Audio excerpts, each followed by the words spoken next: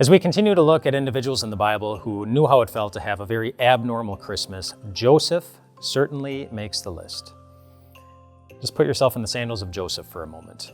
So imagine it's your wedding day, but not yet your wedding night, which is kind of where Joseph was in his relationship with Mary. So it was official, but they hadn't actually yet been together.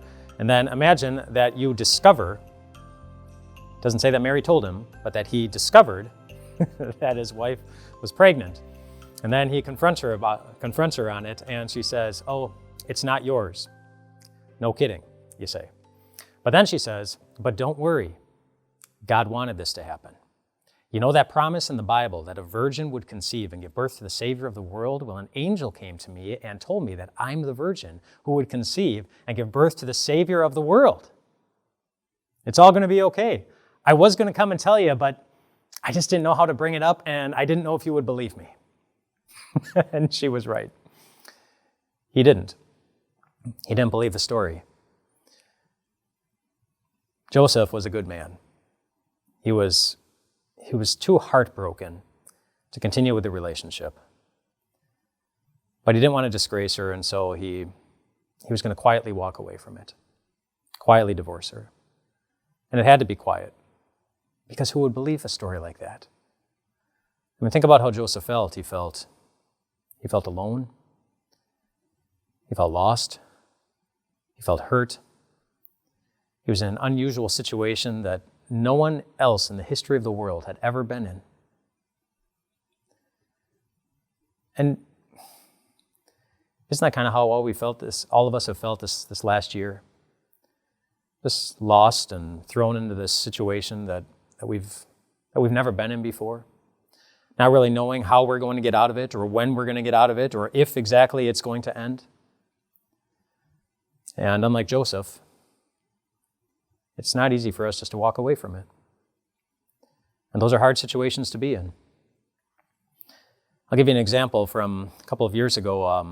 A UPS driver was on his way to a house to pick up a package. You know, you can do that with packages. Instead of going to the UPS store and dropping it off, you can schedule a pickup. They can come to your house and they'll pick it up without you having to leave the house. And so one woman in Missouri, she scheduled a pickup, and the UPS driver pulled up the big brown van and up to the house, walked up to the door, rang the doorbell. The door opened up, and there was the woman at the door smiling, handed him the brown package, and he turned around and walked away from the door, looked down at the package, and when he looked down at the package, he saw there was something written on it. "Call 911, it said. By the time he turned around, the door was already closed. And so he called 911. He explained the situation, told them he didn't know exactly what was going on, but within just a few minutes, a SWAT team showed up at the scene, busted down the door, and there inside discovered that this woman, along with her 3-year-old daughter, had been held captive in the house for the last 15 hours by her not-so-nice husband. They were locked in a closet, and they had been without any food and without any water. Can you imagine how it would feel to be trapped in a situation like that? Maybe like Joseph felt